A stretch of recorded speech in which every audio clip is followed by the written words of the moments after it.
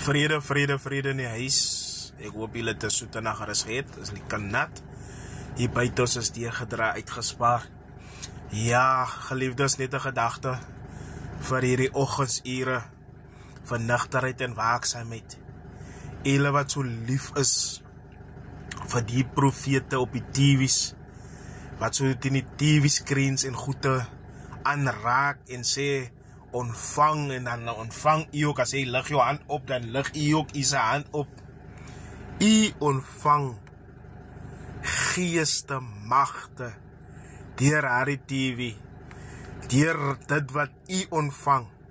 Môre is u se huis die mekaar van u glo meer vir die valse profete wat op hierdie TV se die dinge vir julle, vir die dierbare se sê, doen dit en doen daai, en u ontvang dit.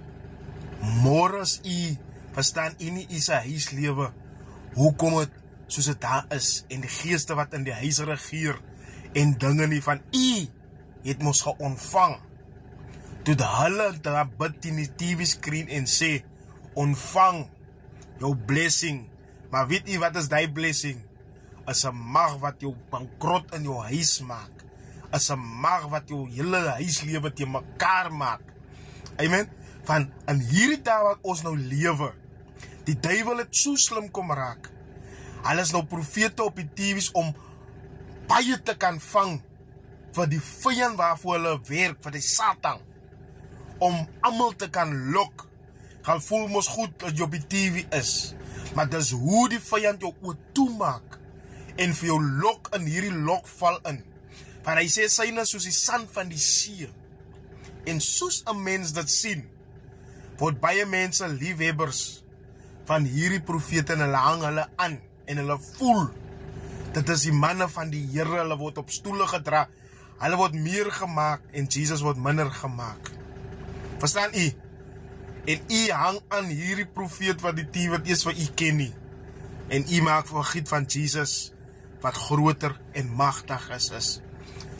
As u se huis die mekaar is en u het geontvang deur die TV, terwyl hy gesê, receive your blessings en goede.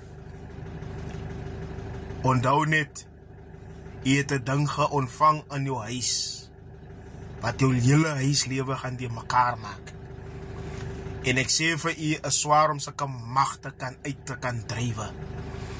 En ek vertrou die Here, dat elkeen se oë sal oopgaan. En jou local pastoor, wat u nie so raak sien nie, die valpastoor wat u nie so raak sien nie, die man van die Here wat al die jare in u se midde is, wat u net sien sommer net so, hy's 'n magtelose man, is sulke mense wat die Here gebruik, om weer die mag uit u te kan bid. So waak vir hierdie TV-profete, en nou op alles doen wat hulle sê, u gaan te berou kry daaroor. So ek praat maar net en ek waarsku oor die nugterheid dierbaar is, asseblief, ek wil hê julle moet 'n lieflike dag hê, maar pas op.